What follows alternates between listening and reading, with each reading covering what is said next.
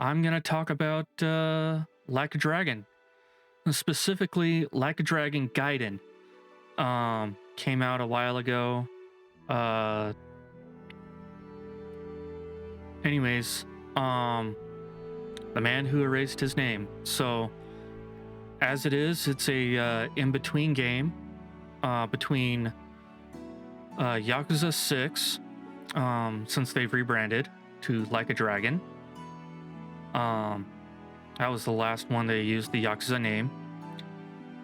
And Like a Dragon 7 takes place part of that. And it also takes place, or at least it finishes up with the beginning of Like a Dragon 8 Infinite Wealth, which I am excited to play when I can get my hands on it, as that comes out next year. That is it's so fun. This series is just, it's such an interesting series, you know? With the over-the-top beat-em-up combat, you know?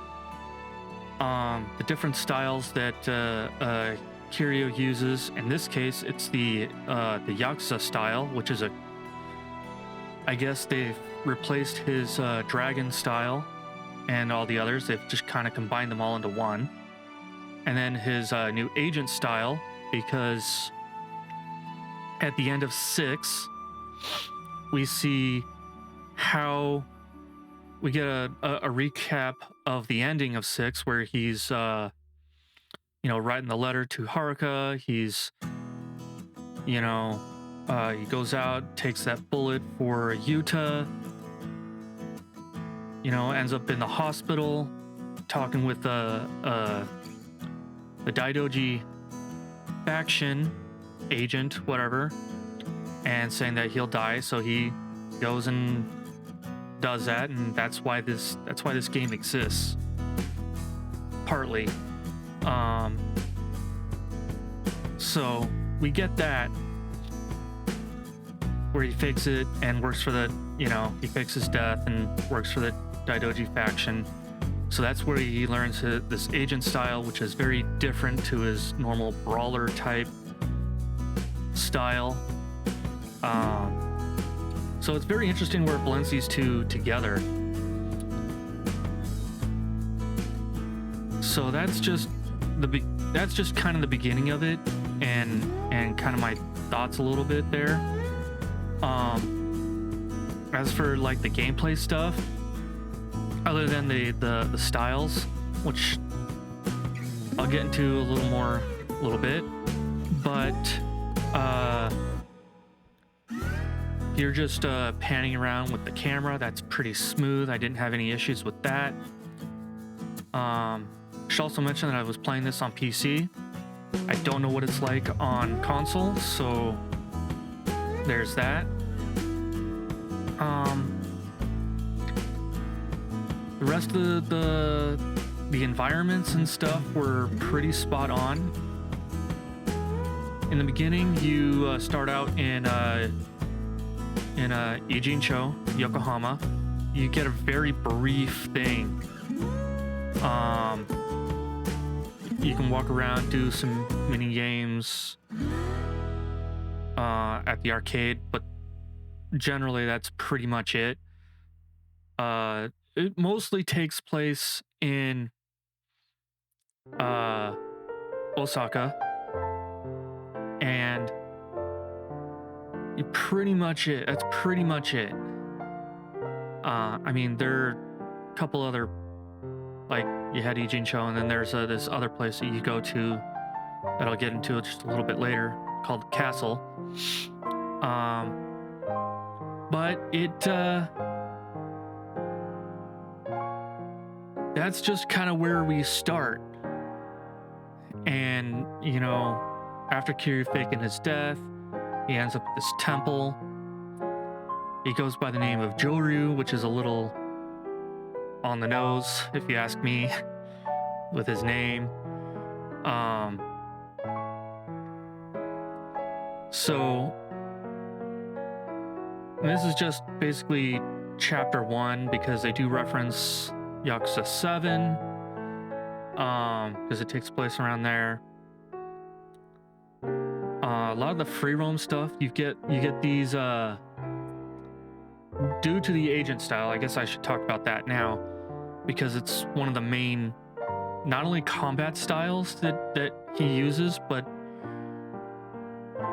a lot of because it uses a lot of gadgets, and because of the use of gadgets, he also gets to use those when you're free roaming around. So he has this spider wire ability from his watch that just fires a wire around, which allows him to grapple enemies and toss them and stuff, which is really cool during combat. But there are certain items that are way out of your reach, like up on signboards and stuff, that and there's lots of, I want to say, requests or side missions, things like that, that make use of the spider wire ability, because it is an ability, but it's a gadget. So he has that. You have see what are the other ones?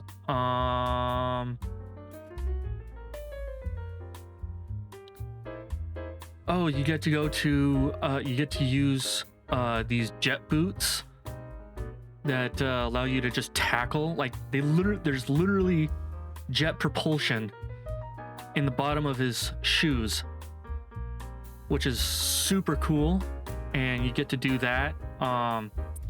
That's upgradable. There are a couple other gadgets.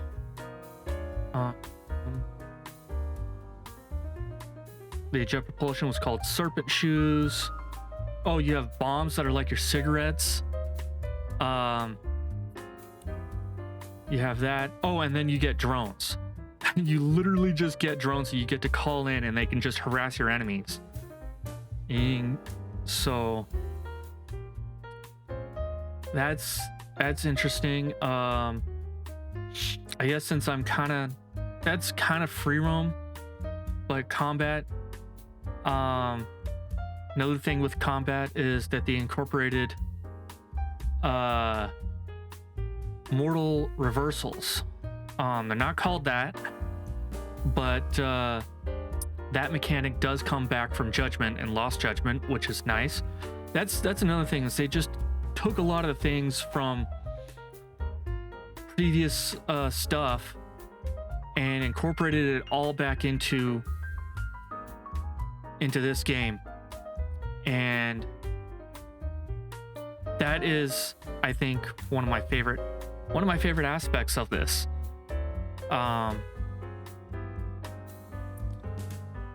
So the other thing, the side quests, side missions, whatever you want to call it, during chapter 2, Kiryu meets this person called Akame, and she's an interesting person who is kind of this odd jobs type person, and Kiryu just kind of ends up working with her, all for his other mission for the Daidoji faction. So he ends up going around helping people, and that ends up helping her with her network that she uses. And that's where you can get your requests and your sub stories, which are, your requests are basically your sub stories. She also lets you go to the Colosseum. That's over in the castle, which I guess I can talk about now. So yeah, the castle is this crazy place that it literally takes place. They literally have a replica of Osaka Castle on a giant freighter boat, a container ship, whatever you want to call it. And that's where all these VIPs and stuff, and they can live out their weird fantasies and stuff. but that's where you've got your gambling hall for your casino games. There's a cabaret club. You have the Coliseum. You have a boutique, so you can get extra armor, but also costumes for the Coliseum.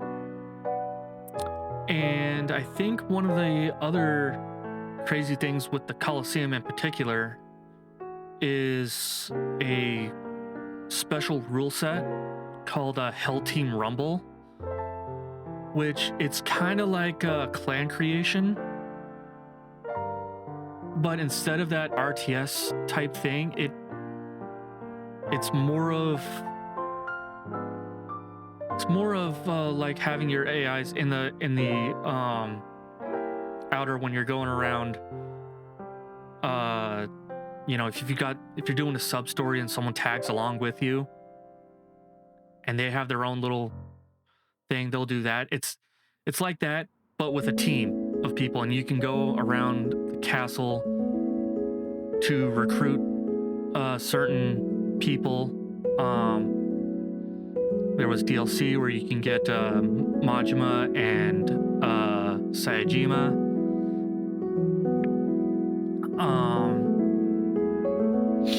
But yeah, a lot of there are some requests that allow you to recruit people, and you can, increase their power, their stats.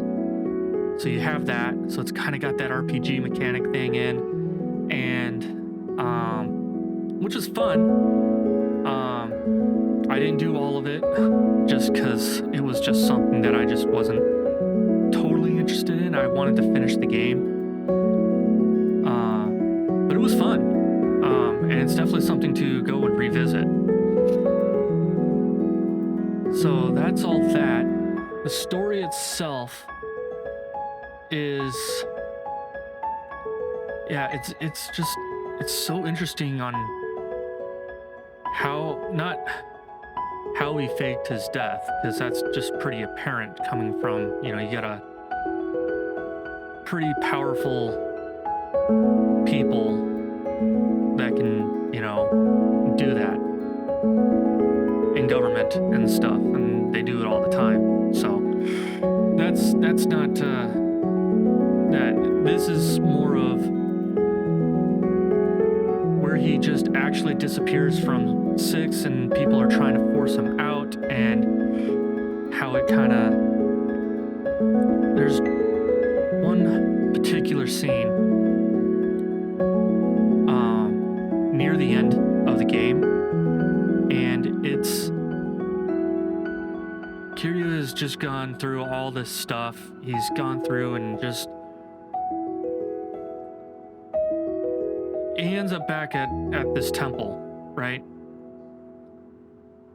And his handler comes in and says, hey, you did a good job. We're going to give you some time off.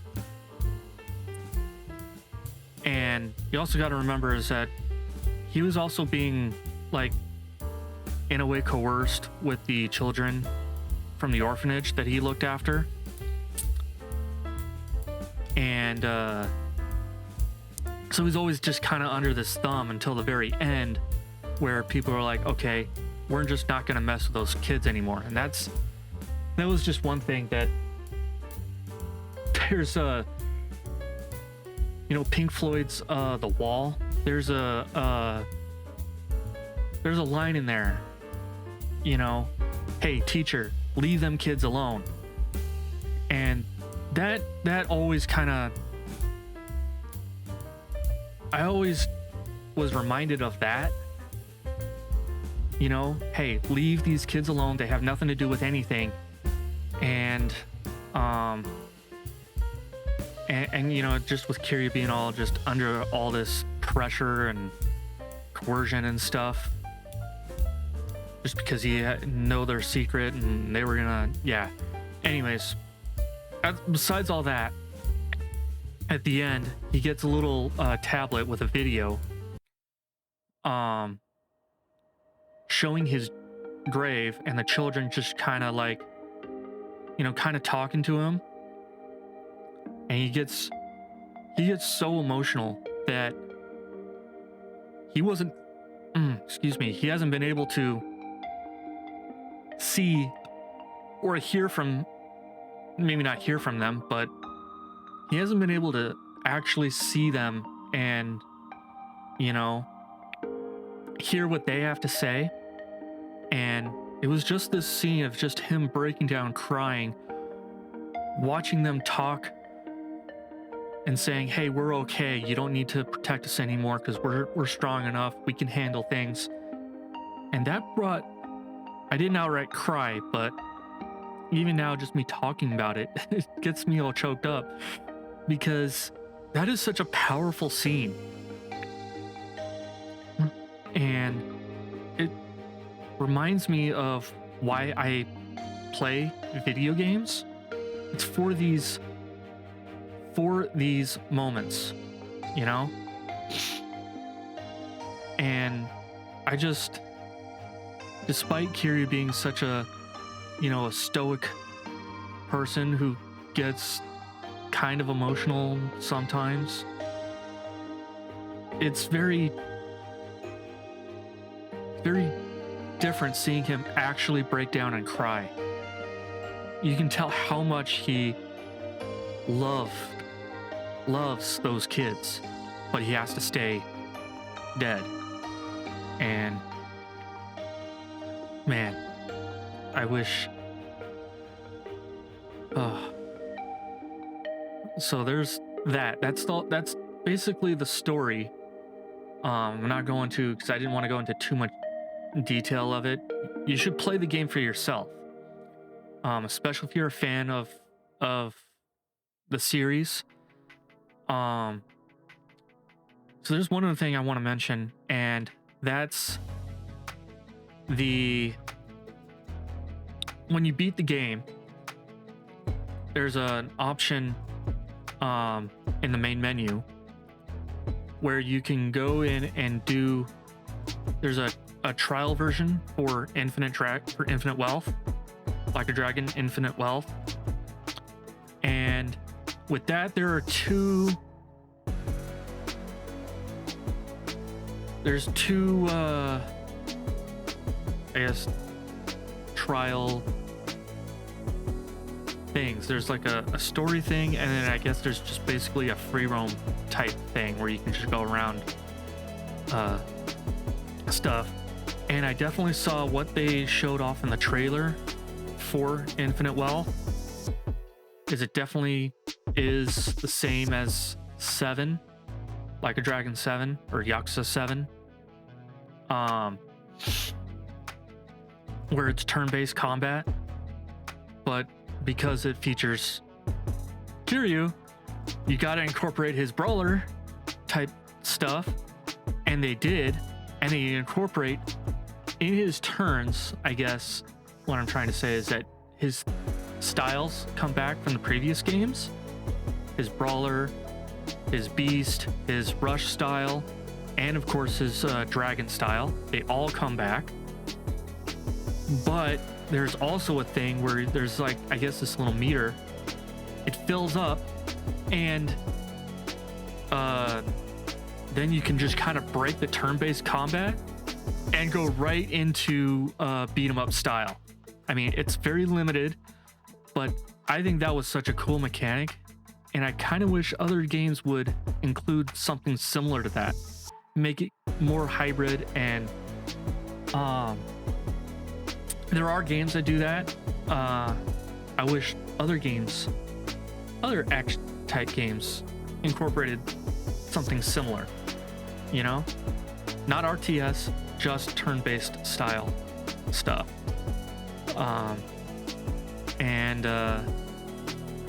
So that's basically, that's it. Those are my thoughts, because I thought everything, I guess I could give a rating. For me, this was pretty much I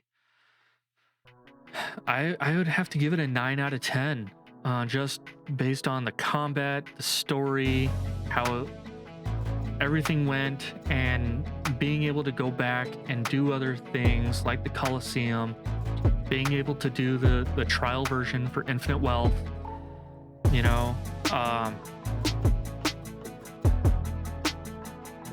I think it was outstanding. You know, I think it was outstanding. It was definitely one of the best games I've played this year. So that's it. I guess I'll see you guys in the next video, and go ahead and comment down below what you thought of the game, if you played it, and if not, go play it. Go play it, and go play the rest of the series, because they are just the series itself. What RGG Studios has done is just fantastic. I am a huge fan of it. So go play it and just let me know what you thought. That's it for me. So see you next time.